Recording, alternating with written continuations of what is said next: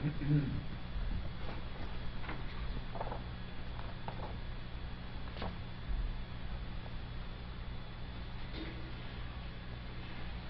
मार्गस्य नेतारं वेतारं कर्म सुकृताम् ज्ञातारं विश्वतत्त्वानां वन्दे तद्गुणलब्धये।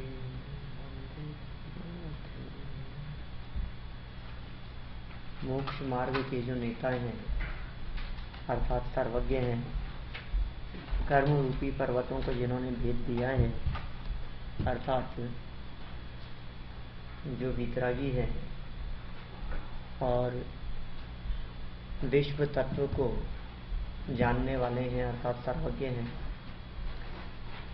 मोक्ष मार्ग के नेता मतलब हितोपदेशी, फिर वितरागी और जो सर्वज्ञ। इस तरह तीन तीन गुणों से युक्त जो परमात्मा है, उन परमात्मा को आचार्य उमा स्वामी नमस्कार करते हुए कहते हैं कि ये गुण हमें भी प्रकट हो जावे, इस भावना से हम आपको नमस्कार करते हैं। उस परमात्मा दशा की प्राप्ति में बाधक जो है वे हैं कर्म, और उन कर्मों में जो सर्वाधिक बलिष्ठ प्रबल दिखाई देता है उसका नाम है मोहनीय कर्म। ऐसे कर्मों का राजा भी कहा जाता है, समस्त कर्मों का वो राजा है। माने मोहनीय कर्म गया तो मानो कर्म सेना पर भी ही विजय प्राप्त कर ली हो। इसलिए जो जीव कर्म की सेना पर विजय प्राप्त करना चाहते हो, उन जीवों को मोहनीय कर्म को नाश करने का प्रयास करना चाहिए। क्या है ये मोहनीय कर्म और क्या किया है इसमें आज तक? दो प्रकार के मोहनीय कर्म हैं, एक दर्शन मोहनीय और दूसरा चारित्र मोहनीय। दर्शन मोहनीय इसे मिथ्यात्व भी कहते हैं। तीन टुकड़े हैं वैसे, लेकिन मूल मिथ्यात्व है। चारित्र मोहनीय, इसमें मुख्यतः कषाय हैं। मोहनीय कर्म के 28 भेद बतलाए गए हैं, इसमें लिखे भी हैं 28 भेद कौन कौन से हैं। कषाय के 16 भेद और उसके आगे नीचे लिखा 9 कषाय के 9 भेद। 16 और 9 25 हो गए। और इसके पहले मिथ्यात्व मोहनीय, मिश्र मोहनीय, सम्यक्त्व मोहनीय। तो 3, 16 और 9 इस तरह से कुल 28 भेद हैं मोहनीय कर्म के। ये मोह बहुत खतरनाक है।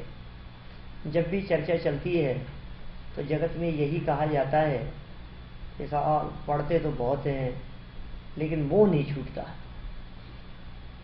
समझते भी सब हैं लेकिन ये मोह छूटता ही नहीं है। क्या करें? कुछ लोग ऐसा समझते हैं हमारे बच्चों को तो बिल्कुल मोह है ही नहीं, पूछते ही नहीं है, संभालते ही नहीं है, माना उनको तो मोह ही नहीं है। हमें लगता है कि जैसे वो भगवान बन गए हों, क्योंकि मोह जिनके नहीं होता वे तो परमात्मा होते हैं। इसलिए ऐसा नहीं कहा जा सकता कि उनके मोह का अभाव हो गया हो।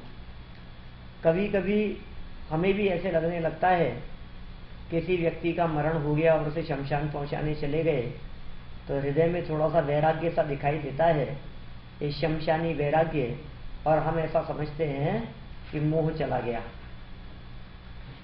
कभी हम 2-5 दिन के लिए घर से निकल गए, चाहे समझिए आप न केवल घूमने फिरने के लिए, आप समझ लीजिए तीर्थ यात्रा के लिए गए हों, किसी पंचकल्याणक में गए हों, शिविर और आयोजन में गए हों, तो हमें ऐसा लगने लगता है कि शायद मोह नहीं है हमारे को।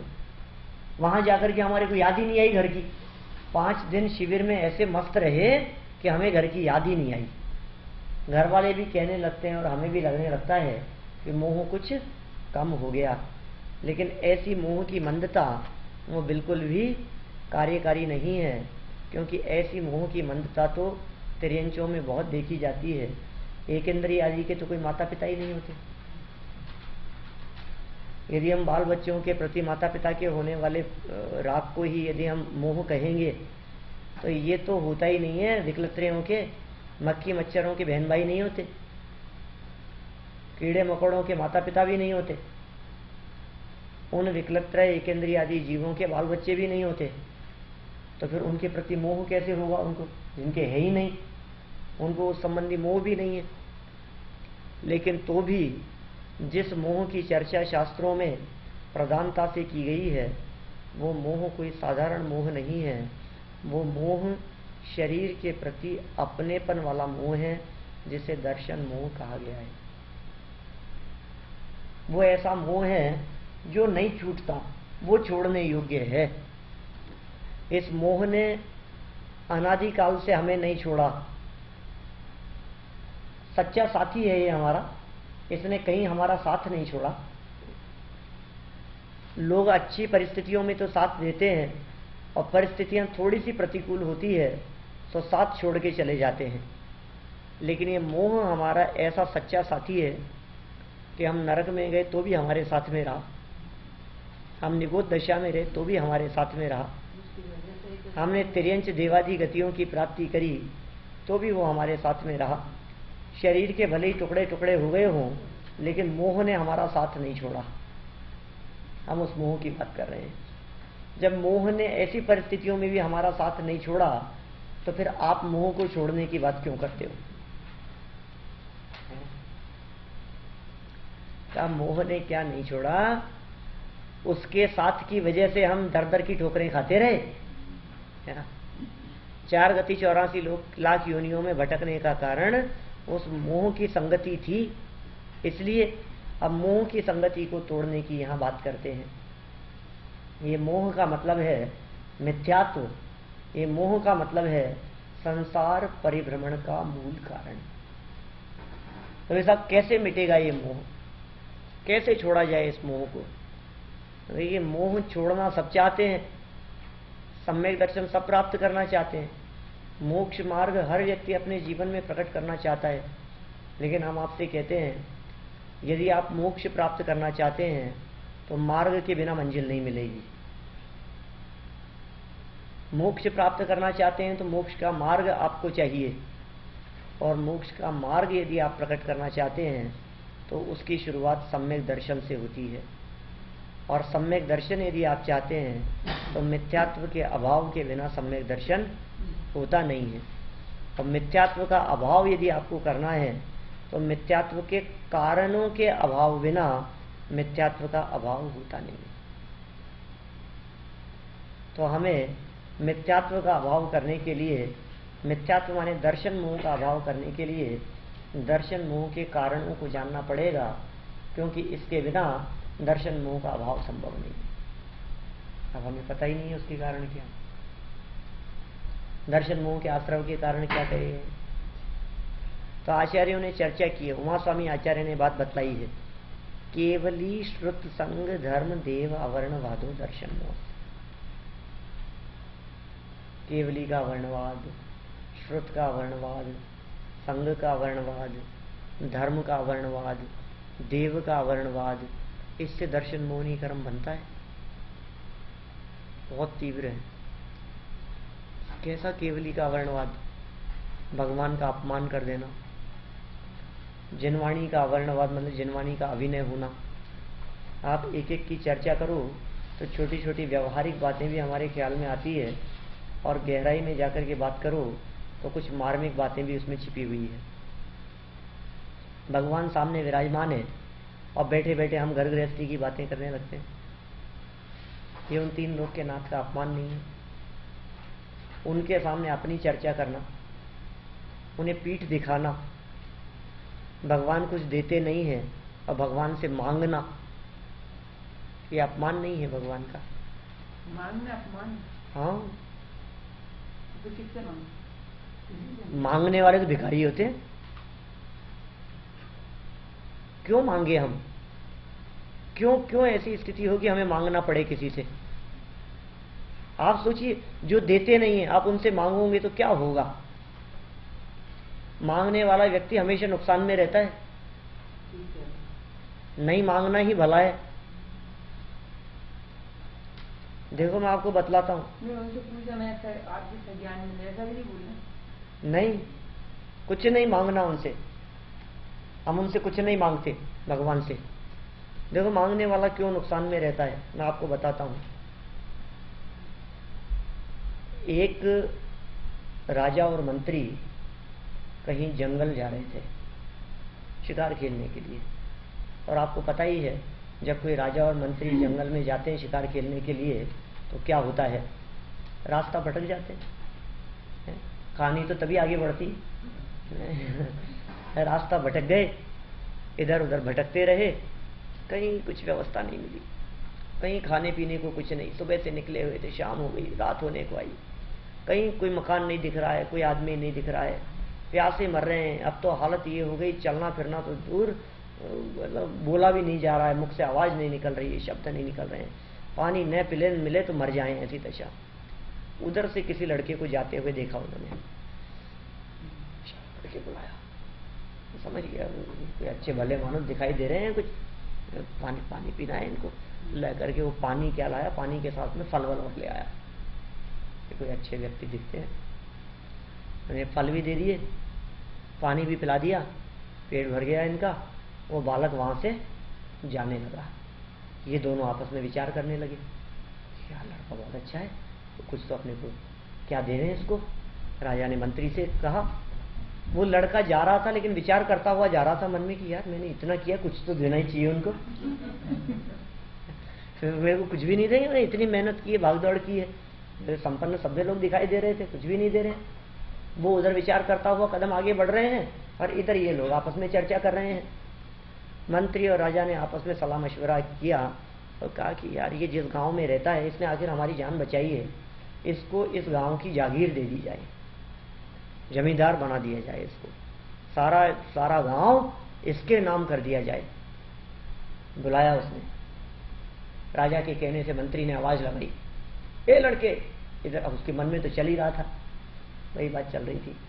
दौड़ता हुआ आया और आकर के कहा, देखो बाबूजी, मुझे पता है आप कुछ ना कुछ देना चाहते हो, लेकिन 20 रुपए से कम नहीं लूंगा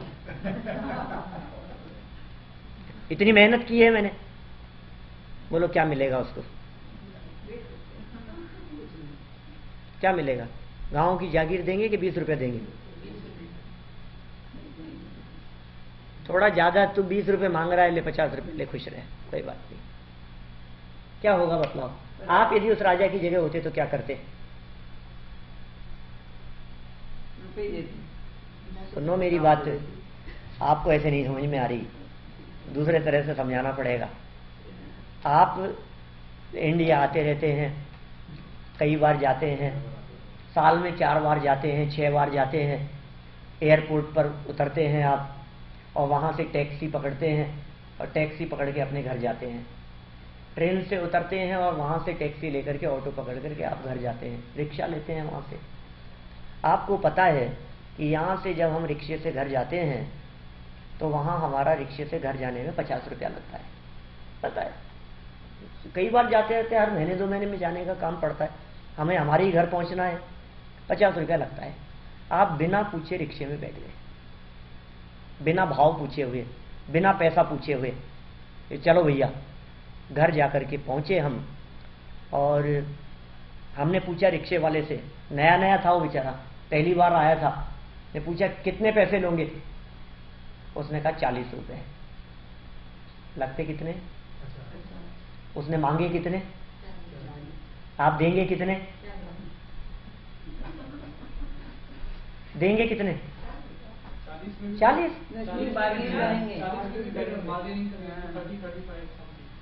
हो सकता है, नहीं तो 40 आप उसको दे देंगे।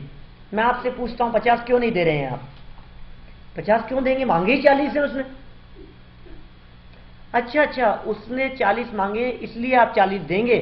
अब मैं कहता हूं कि यदि वो व्यक्ति 60 मांग लेगा, 60 मांग लेगा, तो आप क्या कहें? क्या बात करते, रोज आते हैं, 50 ही लगते हैं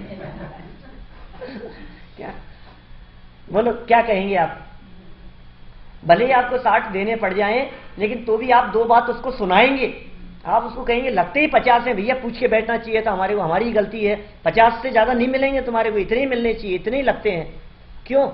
कम मांगता है तो कम दे देते हैं और ज्यादा मांगता है तो ज्यादा नहीं देते हैं। ऐसा ही स्वरूप है।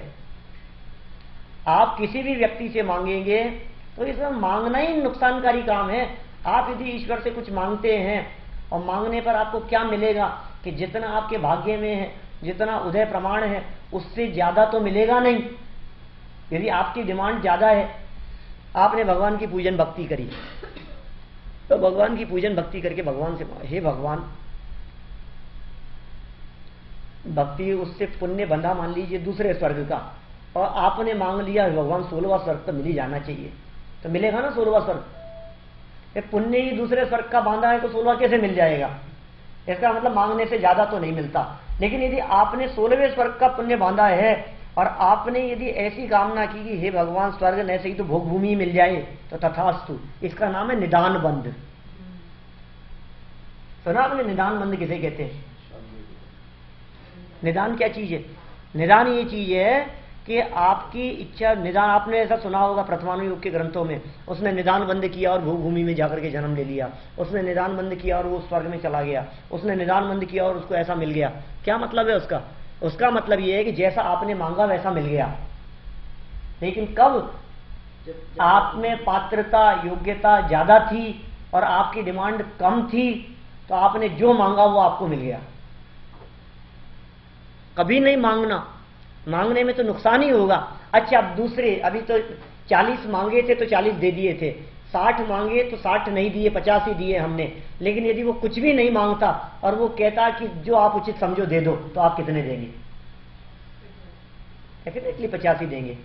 हमें पता है आते जाते रहते हैं, 50 ही लगते हैं, तो 50 देंगे हम। इसका मतलब नहीं मांगने पर जो ईमानदारी से, जो न्याय अनुसार जो अपने को मिलना है वो अपने आप ही मिल जाएगा। मांग करके अपनी जवान खराब मत करना। तो ईश्वर से यदि मांगने की इच्छा रखता है तो ये भगवान का अवर्णवाद है, भगवान का अपमान है। जिस व्यक्ति के पास में जो चीज नहीं हो, अच्छा मांगेगा तो क्या मांगेगा? मतलब भगवान से क्या मांगेगा? गाड़ी उनके पास में है ही नहीं, क्योंकि यार प्लीज मेरी इंसल्ट मत कर यार, मैं नहीं दे सकता हूं यार, मेरे पास है ही नहीं यार, मांग रहा है यार प्लीज सब लोगों के सामने। तू जब तेरे को पता है मेरे पास में नहीं है ये चीज, फिर भी तू मांग रहा है। बोलो आप अपने नहीं होता है ऐसा। हमारे को पता है, हमारा कोई फ्रेंड है 4 लोगों के बीच में, हमको पता है उसके पास में वो चीज नहीं है और हम मांगेंगे तो क्या कहेगा? यार प्लीज यार कुछ तो यार थोड़ा सा तो लिहाज कर मेरा। अब उनके पास में कपड़े लत्ते नहीं है, उनके पास में जेवर नहीं है, उनके पास में गहने नहीं है, उनके पास में धन नहीं है, और आप वो चीज उनसे जाकर के मांगोगे तो अपमान कर रहे हैं आप उनका। यह अवर्णवाद है केवली का। कोई नहीं समझता है साहब इस प्रकार के अवर्णवाद को। भगवान को करता धरता कहना तो ऐसे लगता है जैसे उनका सम्मान कर रहे हो।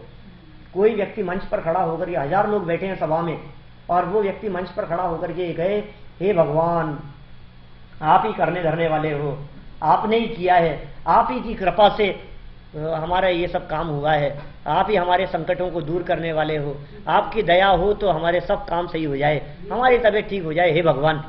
ऐसी बात यदि कोई सभा में खड़ा होकर के बोल रहा हो, हम उस सभा में बैठे हुए 1000 लोगों से पूछते हैं, एक एक व्यक्ति को आपसे कहता हूं लाइन में खड़ा करके पूछो कि ये व्यक्ति माइक से बोल रहा था, ये भगवान का अपमान कर रहा था कि प्रशंसा कर रहा था? सब कहेंगे प्रशंसा ही तो कर रहा था, इसमें क्या हो गया, इसमें क्या हो गया? अरे भाई साहब ये केवली का वर्णवाद है, ये दर्शन मोहिनी के आश्रय का हेतु है, ये मिथ्यात्व है, ये घोर संसार बंधन का कारण है, ये निगोध का कारण है, नरक का कारण है, अधोगति का कारण है। ये बात समझ में नहीं आती हमारे। समझ में तो आती है, फिर भी मतलब ऐसे हो जाता है। कैसे हो जाता है? यही तो सावधान रहने की बात है। कहीं ना कहीं हृदय के किसी न किसी कोने में ये बात बैठी रहती है भगवान के प्रति। देखो जो लोग ये कहते हैं ना हम तो भगवान से कुछ नहीं मांगते, उनकी जो तबीयत खराब होती है ना, तो भी भगवान के सामने खड़े होकर के, हे भगवान वैसे मैं जानता हूं आप कुछ करते नहीं हो, लेकिन तबीयत खराब हो रही है, बहुत संकट है, तकलीफ तो बहुत हो रही है, क्या कर, मैं जानता हूं आप कुछ करोगे नहीं, लेकिन फिर भी उनका नाम क्यों निकलता है मुझसे?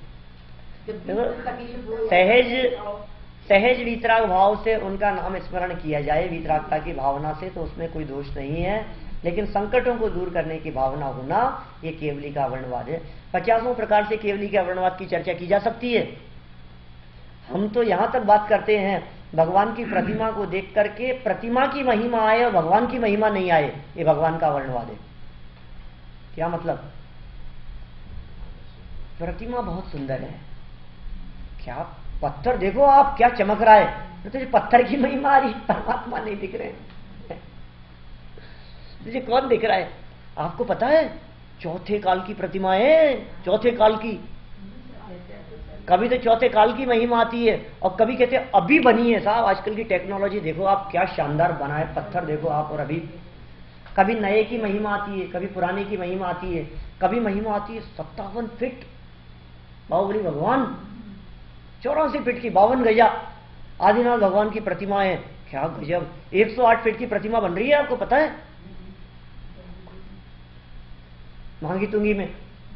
ओहो क्या गजब! कभी विशालता की महिमा आती है, कभी कितने कितने सी प्रतिमाएं देखी आपने, इतनी सी अंगूठी में प्रतिमा देखी आपने कभी?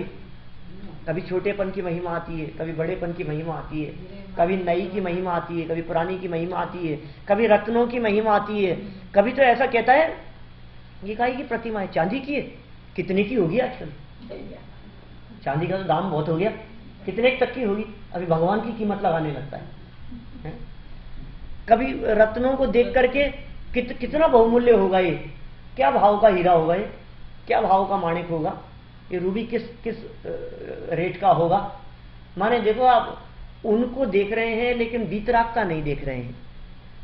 भगवान को देख करके उनकी वीतरागता नहीं दिख रही है, भगवान को देख करके उनकी सर्वज्ञता नहीं दिख रही है, उनका केवल ज्ञान नहीं दिख रहा है, उनके अनंत चतुष्टय नहीं दिखाई दे रहे हैं, उनके अनंत गुण नहीं दिखाई दे रहे हैं, उनका अंतरंग स्वरूप नहीं देख करके बाहर की उस मुद्राओं को देख करके ही हम राग द्वेष कर रहे हैं और उससे नापतोल कर रहे हैं। ये भगवान का अपमान कर रहे हैं। असली चीज जो उनकी है वो न देख करके न मालूम क्या क्या देखने लगे। कई कई तो ऐसे लोग तक मिल जाते हैं जो भगवान का अवर्णवाद इस प्रकार तक कर देते हैं। कोई कहते हैं कि साहब हमारे तो बस सब काम पार्श्वनाथ भगवान से ही होते हैं। आदिनाथ महावीर वगैरह में कोई दम नहीं है, पार्श्वनाथ भगवान का तो कुछ एक अलग ही बात है। महावीर भगवान की बात तो कुछ अलग ही है। आप चाहो जितना पैसा ले सकते हो आप हमसे महावीर भगवान के नाम पर, लेकिन और किसी तीर्थंकर के नाम पर नहीं। पार्श्वनाथ के नाम पर चाहो जितना पैसा खर्च कर देंगे हम। पार्श्वनाथ भगवान की प्रतिमा विराजमान करनी हो तो बोलो 1 करोड़ दे दें, दूसरे के नाम पर नहीं। कैसे कैसे गृहीत मिथ्यात्व बने हैं। कभी कहता है पार्श्वनाथ के नाम पर कितने क्षेत्र हैं पता है आपको हिंदुस्तान में? अरे विघ्नहरण पार्श्वनाथ है, मक्सी पार्श्वनाथ है, सहस्त्रफण पार्श्वनाथ है, अंधेश्वर पार्श्वनाथ है, चमलेश्वर पार्श्वनाथ है, अंतरिक्ष पार्श्वनाथ है, नागेश्वर पार्श्वनाथ है, और न मालूम कितने पार्श्वनाथ के नाम से अतिशय क्षेत्र हैं, आप सोच भी नहीं सकते हैं। चूलगिरी पार्श्वनाथ है, शिखर जी पार्श्वनाथ है, सहस्त्रफण पार्श्वनाथ है, नाकोड़ा पार्श्वनाथ है।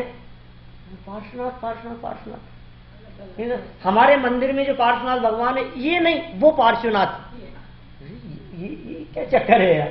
पार्श्वनाथ नाम के कितने तीर्थंकर हुए थे? पार्श्वनाथ नाम के तो एक ही तीर्थंकर थे ना। फिर यहां के पार्श्वनाथ और वहां के पार्श्वनाथ में क्या फर्क है? क्या फर्क है? बोलो, 2 पार्श्वनाथ स्वामी हैं क्या? यहां वाले पार्श्वनाथ अलग है, वहां वाले पार्श्वनाथ अलग है। कैसा मिथ्यात्व है, कैसा गृहित मिथ्यात्व है, कैसा घोर पाप है, कैसा अवर्णवाद है, कैसा अपमान है।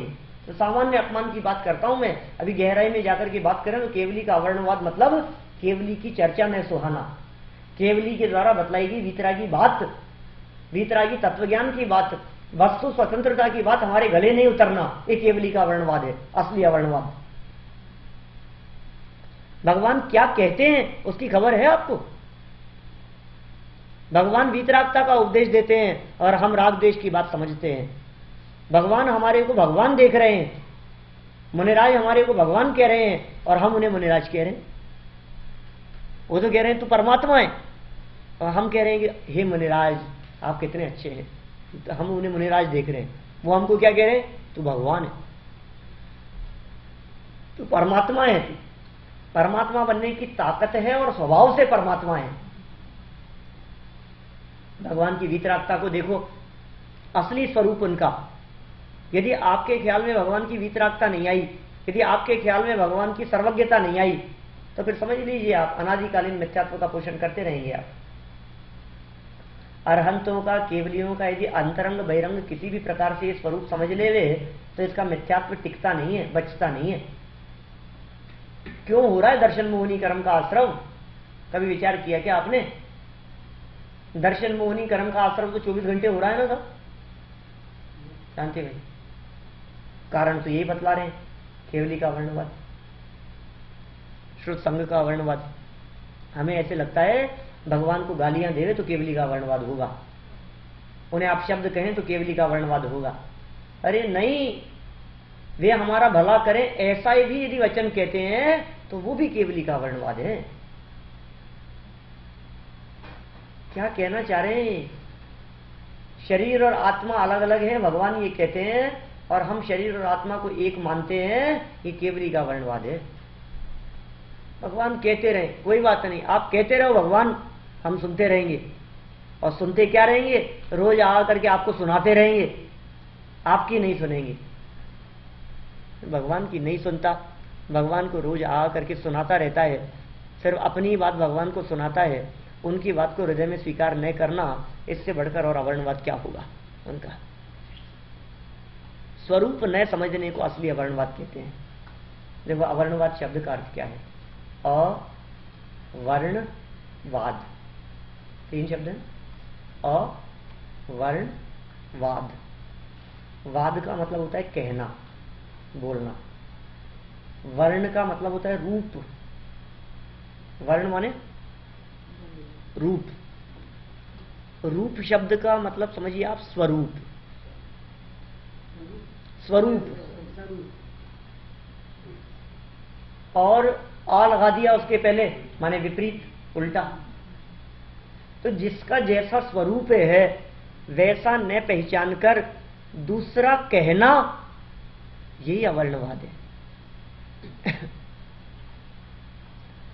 भगवान को वीतरागी सर्वज्ञ न देखना। अरे भगवान की सर्वज्ञता और वीतरागता ये 2 गुण ऐसे हैं, इन दोनों गुणों के बारे में गहराई से विचार कर लेवे तो जिनागम के 2 महत्वपूर्ण सिद्धांतों की खबर होती है, सारी विपरीत मान्यता निकल जाती है। कौन से 2 महत्वपूर्ण सिद्धांत निकलते हैं? ये वीतरागता की गहराई में जाकर के देखें तो अकर्तावाद का सिद्धांत निकलता है। सर्वज्ञता की गहराई में जाकर के देखें तो क्रमबद्ध पर्याय सामने आती है।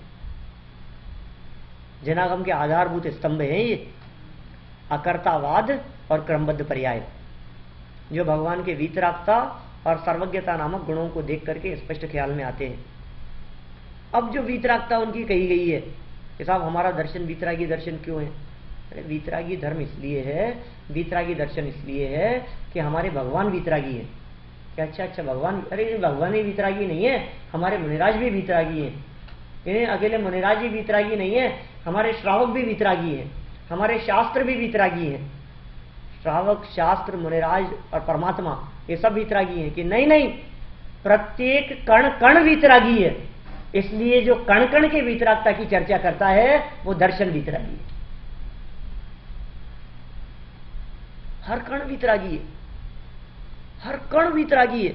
एक पुद्गल के परमाणु को दूसरे पुद्गल परमाणु से राग नहीं है, विकार नहीं है। एक पुद्गल परमाणु दूसरे पुद्गल परमाणु को छूता नहीं है, स्पर्श नहीं करता है, टच नहीं करता है, किसी का किसी के साथ में कोई संबंध नहीं है, किसी को किसी से कोई राग द्वेष नहीं है, स्वतंत्रपने विचरण करे।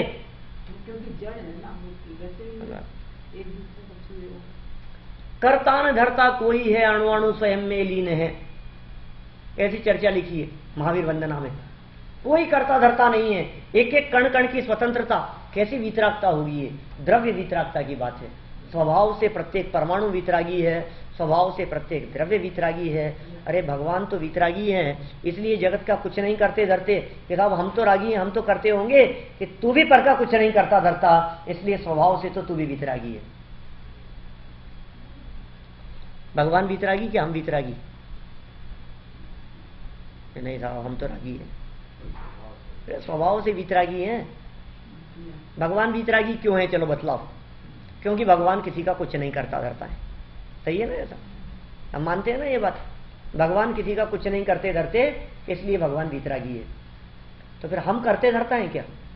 नहीं, हम भी करता धरता नहीं हो सकते, तो फिर हम भी तो वीतरागी हो गए। तो फिर उनमें और हमारे में अंतर क्यों दिखाई देता है? उनको ऊंचा क्यों बिठाते हैं और हम नीचा क्यों बैठते हैं? कि वो इसलिए कि उन्होंने अपनी वीतरागता को पहचान लिया है और हमने अपनी वीतरागता को नहीं पहचाना है, बस। वाणी जी कहते हैं, मैं वह हूं जो है भगवान, जो मैं हूं वह है भगवान, अंतर यही ऊपरी जान, वे विराग यह राग वितान। क्या गजब बात कह दी है उन्होंने। जो मैं हूं वो भगवान है और जो भगवान है वो मैं हूं। क्या कह रहे हो वर्णी जी, आप अपने आप को भगवान कह रहे हो? हाँ हाँ, कोई फर्क नहीं है, ये साफ साफ तो दिख रहा है, कपड़े पहने हैं तुमने, वे भीतरागी भगवान है कि नहीं? ये तो ऊपरी ऊपरी अंतर है भैया। क्या ऊपर ऊपर से देखने पर शरीर से अंतर दिखाई देगा, रागादि का अंतर दिखाई देगा, कषाय विकार का अंतर दिखाई देगा, कर्म का अंतर दिखाई देगा, लेकिन कषाय कर्म और रागादि के भीतर अंदर में जाकर के देखोगे तो जैसा मैं हूं वैसे परमात्मा। परमात्मा में और मुझ में किसी प्रकार का कोई फर्क नहीं है। ऐसी वितरागता की खबर होवे तो केवली के वर्णवाद से बच सकते हैं हम। ऐसी सर्वज्ञता की खबर हो उनकी। कैसी सर्वज्ञता है कि जो देखी वीतराग ने सो होसी वीरा रे। ऐसे सर्वज्ञता की खबर होनी चाहिए। तो केवली का वर्णवाद, श्रुत का वर्णवाद, शास्त्र का अपमान। कैसे शास्त्र का अपमान? जमीन पे धर देना, ठीक है ना, इसकी विनय नहीं होना, संभाल करके नहीं रखना, झूठे हाथ या झूठे मुंह बोलना, पढ़ना, पढ़ते पढ़ते सो जाना, ये जनवाणी का वर्णवाद नहीं है। अरे पढ़ते पढ़ते सो जाना वहां तक तो ठीक है, कई तो ऐसा करते हैं कि सोने के लिए किताब हाथ में लेते हैं, नींद के लिए किताब हाथ में ले। वो ये कहते हैं वैसे तो हमारे जब नींद नहीं आती है ना हमारे को, तो किताब लेकर के बैठते हैं, अब बस नींद आने लग जाती है। हाँ। क्या कह रहे हो आप? ये जनवाणी नींद लेने के लिए है। शास्त्र पढ़ करके शास्त्र का अर्थ बराबर नहीं लगाना, ये जनवाणी का वर्णवाद है। ये कैसे जनवाणी का अर्थ नहीं लगाता है? कि अपनी मिथ्या मान्यता, मिथ्या अभिप्राय अनुसार उसका अर्थ लगाता है भैया। नहीं तो ये भी होता है ना, रात में नींद नहीं आई है, क्या कोई इच्छा है पूजा करने की, पूजा भी नहीं होती, बैठ जाए अपन घर लेके बैठे तो नहीं बैठा जाता। समय का उपयोग की बात। समय का उपयोग तो ठीक है, लेकिन नींद लेने के लिए पढ़ना तो ठीक नहीं है। वो तो कंफर्म कर रही कि नींद लेने के लिए नहीं पढ़े और नींद नहीं आ रही तो समय का उपयोग के लिए। शास्त्र पढ़ने का निषेध थोड़ी ना कर रहे हैं, वो तो आप जितना पढ़ें उतना अच्छी बात है। जितना पढ़ें उतना अच्छी बात है, जितना स्वाध्याय करेंगे उतना अच्छा है। ऐसे श्रुत का वर्णवाद, संघ का वर्णवाद, देव का वर्णवाद, धर्म का वर्णवाद, एक एक चीज की गहराई में जाकर के देखो तो हमारा लौकिक जीवन किस प्रकार का है। मैं बहुत गहराइयां बहुत है इसमें। मैं सामान्य चर्चा इसलिए कर रहा हूं आपसे कि क्योंकि हमसे यही नहीं हो पा रहा है। अभी हमें इतना ही विचार विवेक नहीं है कि जनवाणी को कहां रखना। अभी हमें इतना ही विचार विवेक नहीं है कि जनवाणी को कैसे रखा जाता है और कैसे संभाला जाता है, क्या क्या सावधानी रखनी चाहिए, झूठे हाथ नहीं लगाने चाहिए, झूठे मुंह नहीं पढ़ना चाहिए, नहीं बोलना चाहिए। कैसा अपमान कर रहे हैं हम जनवाणी का, खबर ही नहीं है हमारे को कुछ भी। छोटी छोटी सी बातों के संदर्भ में, चप्पल पहने हुए, जूतों के हाथ बिना धोए हुए, घोर अवर्णवाद है भैया। दर्शन मोहनी कर्म का आश्रय हो रहा है, साधारण कर्म नहीं बन रहा है। इससे निबोध दशा की प्राप्ति होती है। देखो 5 पाप करे, हिंसा, झूठ, चोरी, कुशील, परिग्रह, इन 5 पापों से नरक मिलता है। पाप का फल नरक है। तो फिर निबोध किसके फल में मिलता है? कि मिथ्यात्व का फल निबोध है। ये दर्शन मोहनी के आश्रव के कारण, माने मिथ्यात्व के आश्रव के कारण, इनसे निबोध दशा की प्राप्ति होती है। और सूक्ष्मता में जाकर के बात करो तो जनवाणी के मर्म को नहीं समझना, शास्त्र का अभिप्राय न समझकर अपने अभिप्राय अनुसार उसका पोषण करना। वीतरागता की पोषक ही जनवाणी कहलाती है। लेकिन राग भाव का पोषण करना श्रुत का वर्णवाद है। इसी तरह से मुनिराजों के संदर्भ में भी किसी भी प्रकार का वर्णवाद, उनके बारे में कुछ भी उल्टी सीधी किसी भी प्रकार की बातें करना, मुनिराज ऐसे होते हैं, मुनिराज ऐसे होते हैं, मुनिराज परिग्रही होते हैं, या मुनिराज तो आजकल मोबाइल रखते हैं। आजकल तो मुनिराजों के पास मोबाइल तो कोई बात नहीं, चल सकता है। एसी कूलर तो चल सकते हैं। कैसी बात कर रहे हो आप? एसी कूलर ही चलाना था तो घर क्यों छोड़ा था? मोबाइल ही रखना था तो परिग्रह का त्याग क्यों किया था? आप परिग्रही हैं भाई साहब, क्या वर्णवाद नहीं होना चाहिए। और फिर कुछ लोग ऐसा कह देते हैं हमसे तो अच्छे हैं, ये तो है ही ना। अपने से अच्छे देख करके आप उनके असली स्वरूप की विराधना कर रहे हो। संघ का वर्णवाद, ऐसी धर्म का वर्णवाद। क्या धर्म का वर्णवाद? कि वही धर्म करत संसार सुख, धर्म करत निर्वाण, धर्म पंथ साधे बिना नर्तरियन समान। धर्म करने से सांसारिक सुख भी मिलेगा साहब, हम तो देखो। या फिर धर्म और धर्मात्माओं की निंदा, ऐसा उल्टा भी लगा सकते हो। जिसने कीने धर्म उसके फूटे कर्म, ऐसा कहते हैं लोग दुनिया में। लेकिन भैया वास्तव में इन कर्मों का अभाव करने की भावना हो तब जाकर के ये प्रवृत्ति हो पाती है।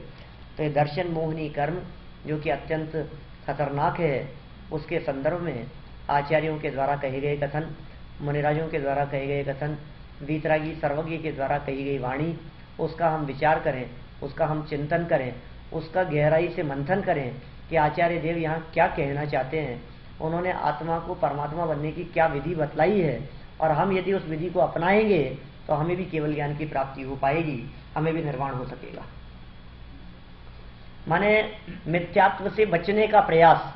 जैसे देव के अवर्णवाद की चर्चा की, पता है देव के अवर्णवाद में क्या चर्चा ली है? तत्वार सूत्र की बहुत टीकाएं देखी मैंने इस सूत्र के संदर्भ में, और सब में देव के अवर्णवाद में ये चतुर निकाय के देवों की चर्चा की है सब, उनका अवर्णवाद। सच्चे देव के अपमान की बात नहीं कही शांति भाई, उसमें पता है चर्चा की है उसमें कि आप ये जो है सौधर्म इंद्र आदि हैं कि और देवी देवताएं हैं कि ज्योतिष व्यंतर आदि देवताएं हैं, उनका अपमान। कि उनका क्या अपमान, उनका क्या वर्णवाद? कि वही इंद्र देवता अग्नि जल बरसाते हैं, ठीक है ना, अन्न देवता ऐसा करते हैं, अग्नि देवता ऐसा करते हैं, तो उन देवताओं को इन क्रियाओं का कर्ता समझना ये उनका वर्णवाद है, क्योंकि वे वो काम करते नहीं। मैं तो कई बार ये भी कहता हूं कि शास्त्र का वर्णवाद और धर्म का वर्णवाद, या जिन मंदिर जिन प्रतिमाओं का वर्णवाद जिन मंदिर में आकर के नहीं होता है, जिन मंदिर के बाहर भी होता है। क्योंकि हम जिन अवर्णवादों की भी चर्चा कर रहे हैं, इनसे तो ऐसे लगता है कि दर्शन मोहनी कर्म तो तभी बनता होगा जब मंदिर में भगवान का कुछ ना कुछ उल्टा सीधा हो जाता होगा, बिना नहाए धोए छू लेते होंगे भगवान को, तो अवर्णवाद हो गया। मालूम कैसे ऐसी छोटी छोटी सी बातें दिखती है ना, हमारे बहुत लोग करते रहते हैं ऐसा कि आपने ऐसा नहीं किया और आपने ऐसे हाथ लगा लिया और आपने ऐसे छू लिया और आपने ऐसे कर लिया, भगवान का वर्णवाद। ऐसा नहीं है। ये दर्शन मोहनी कर्म 24 घंटे बंध रहा है साहब। कैसे बंध रहा है 24 घंटे आप बताएं? 8 कर्म हैं, देखो ज्ञानावरणी आदि 8 कर्म। इन 8 कर्मों में से 7 कर्म तो ऐसे हैं जो प्रति समय बंध रहे हैं, आयु कर्म को छोड़कर।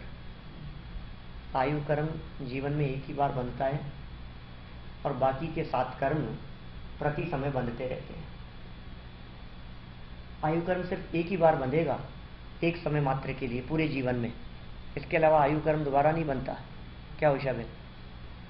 एक ही बार बनता है, कब बंध जाए क्या पता। लेकिन आयु को छोड़ करके ज्ञानावर्णीय, दर्शनावर्णीय, मोहनीय, अंतराय, वेदनीय, नाम और गोत्र, एक ही भाव के 7 कर्म बनते हैं, एक ही भाव के। हाँ प्रति समय बंध रहे हैं। मतलब 7 ही प्रकृति, 7 कर्म बंध रहे हैं, एक ही भाव, हर समय बंध रहे हैं। तो दर्शन मोहनी हर समय बंध रहा है कि नहीं? बैठे तो अभी भी बंद है, अभी भी बंध रहे हैं सब। यही तो मैं कह रहा हूँ, क्या चक्कर है आखिर? अभी तो हम लोग आपको वो सुन रहे हैं। हाँ वही तो कह रहे हैं हम, ये चक्कर समझ में नहीं आता, हम क्या पाप कर रहे हैं, बोलो क्यों बंध रहा है ये? मंदिर में बैठे बैठे दर्शन मोहनी क्यों बंध रहा है? यहाँ बैठे बैठे दर्शन मोहनी क्यों बंध रहा है? यहाँ तो आपका सुनकर पता हैं? इसका रीजन क्या है? वही तो हम बतला रहे हैं, वही तो चर्चा कर रहे हैं कि इनका अवर्णवाद चल रहा है। अभी क्या अवर्णवाद कर रहे हैं हम? अभी क्या अपमान कर रहे हैं इन सबका, केवलेश्वर संघ धर्मदेव का? अभी क्या अपमान किया? आप समझा रहे हैं इसका क्या है? कुछ भी अपमान नहीं किया ना अभी हमने। अरे इनकी बात हमारे गले नहीं उतर रही है, यही इनका अपमान है। इनके द्वारा कही गई बात पर हमारे को भरोसा नहीं हो पा रहा है, ये इनका अपमान है, ये इनकी अश्रद्धा, ये इनका अपमान है।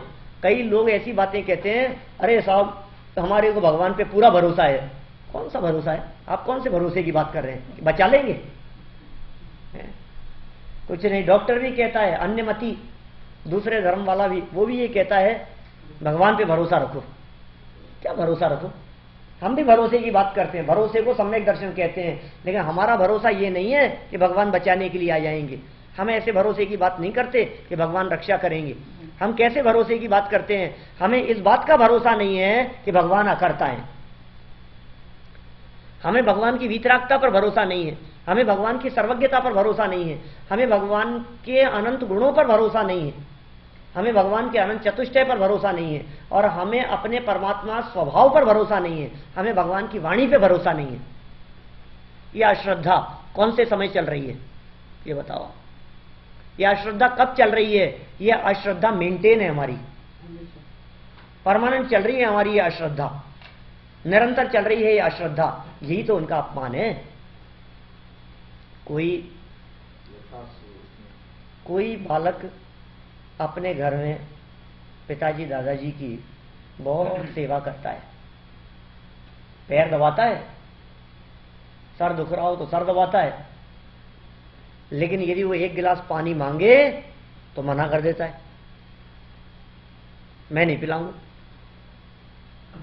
सेवा तो करता है, पैर भी छूता है, उनको नमस्कार भी करता है, चरण छूता है सुबह पहले उठते ही पहले, और रात को सोते समय भी पैर छूकर सोता है। कितना आज्ञाकारी है, कितना अच्छा लड़का है ना, लेकिन कहना बिल्कुल नहीं मांगता। बोलो, जो उनका कहना नहीं मानता वो उनका आज्ञाकारी है या नहीं है? वो उनका सेवक है या नहीं है? वो उनका भक्त है या नहीं है? वो अनुयायी है या नहीं है? बस सेम थिंग यहां लगाना, वही चीज यहां लागू होगी। हम महावीर भगवान के भक्त हैं, लेकिन महावीर भगवान की सुनते नहीं हैं। कभी कभी ऐसा महसूस करते हैं आप, कई बार आपने महसूस किया होगा, यार ये मेरी मानते क्यों नहीं है, मैं इनको इतना समझा रहा हूं ये मेरी मानते क्यों नहीं है? ऐसा लगता है आपको? आपको ऐसे लगता होगा यार काश ये मेरी बात मानने लग जाए तो कितना अच्छा हो,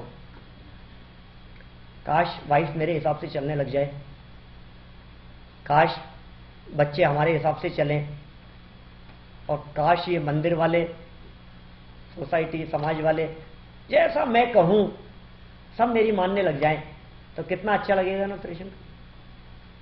बहुत अच्छा लगेगा। हर कोई मेरी मानने लग जाए। तो बात तो तेरी अच्छी लग रही है, तेरी तो सब माने, लेकिन तू भगवान की भी मत मानना। क्या कैसी स्थिति है? हमें कैसा लगता है हमारी बात हर मानना चाहिए, हर कोई मानना चाहिए, हमारी बात ही नहीं मानते। ये तू किसकी मानता है पहले ये बता। जगत में तो किसी की सुनता नहीं है, मानता नहीं है। अरे भगवान कह रहे हैं साक्षात तीर्थंकर परमात्मा, उनकी तक नहीं मानता है। कैसे कल्याण होगा, कैसे हित होगा? तो ये कह रहे हैं किसी दूसरे की माने या न माने, भगवान के द्वारा बतलाए हुए मार्ग को तो मानना ही पड़ेगा। देखिए साहब, जिस स्वतंत्रता की चर्चा जनागम में की गई है, जिस क्रमबद्ध पर्याय की चर्चा और जिस वितरागता की चर्चा शास्त्रों में की गई है, उस स्वरूप को माने बिना तो मोक्ष का मार्ग प्रारंभ होगा नहीं, दुखों के अंत का सिलसिला शुरू होगा नहीं। ये बात चाहे आप आज माने, चाहे कल माने, चाहे 10 साल बाद माने, चाहे 100 साल बाद माने, चाहे अनंत काल बाद माने, मानना तो पड़ेगा। अब हम ये कहते हैं कि यदि 10 साल बाद मानने में कुछ कंसेशन मिलता हो, इसमें कोई छूट मिलती हो, तब तो 10 साल इंतजार कर लेना। लेकिन आज मानो चाहे अनंत काल बाद में मानो, मानना तो यही पड़ेगा। कोई कंसेशन नहीं है तो फिर आज ही क्यों नहीं मान लेते हो? इंतजार करते रहते हैं ना हम किसी किसी चीज का, थोड़ा डिस्काउंट हो तो, कुछ कंसेशन मिल जाए हमारे को। ये कह रहे हैं भैया ये मुक्ति का मार्ग है, ये वीतरागियों का मार्ग है, वीतरागता से अपनाया जाता है। आप वीतरागता से इस बात को अपनाओ, इसकी सच्ची श्रद्धा करो, इस पे भरोसा रखो, भगवान के ऊपर भरोसा रखो, माने भगवान के गुणों पर भरोसा रखो, और भगवान को देख करके अपने आत्म स्वभाव पे विश्वास और श्रद्धा कायम रखो। उसका नाम है सम्यक दर्शन।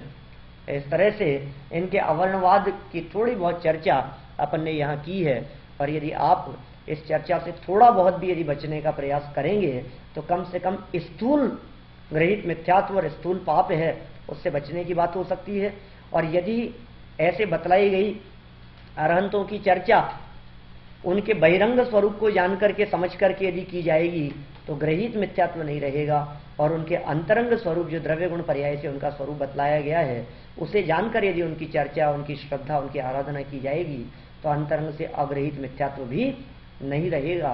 इस तरह से गृहीत मिथ्यात्व और अग्रहित मिथ्यात्व दोनों के ही नष्ट करने का उपाय केवली श्रुत आदि के वास्तविक स्वरूप को जान लेना है। हम सभी उनके वास्तविक स्वरूप को जाने, अपने जीवन में चलने वाली उन बाह्य विकृतियों से, स्थूल विकृतियों से बचें, और सूक्ष्म रूप से अंदर में जो उनके प्रति अश्रद्धा का परिणाम है उससे बचते हुए दृढ़ श्रद्धा पूर्वक जीवन में मोक्ष मार्ग प्रकट करें। इसी भावना से मैं बात को यहीं विराम देता हूँ। शेष चर्चा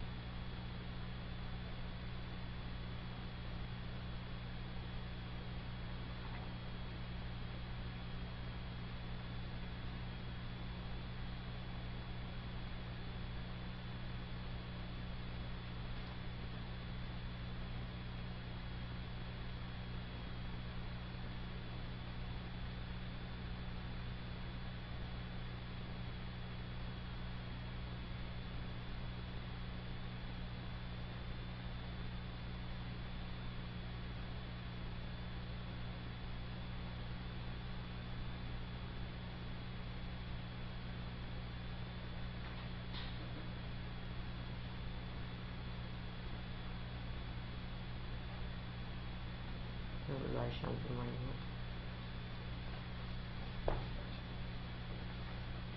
कल फिर आज ही सरी का टाइम रहेगा 10 बजे से पूजा का। आप ले जाए ऑफिस पे लिया, ऑफिस से लिया। अच्छा आ जाइए।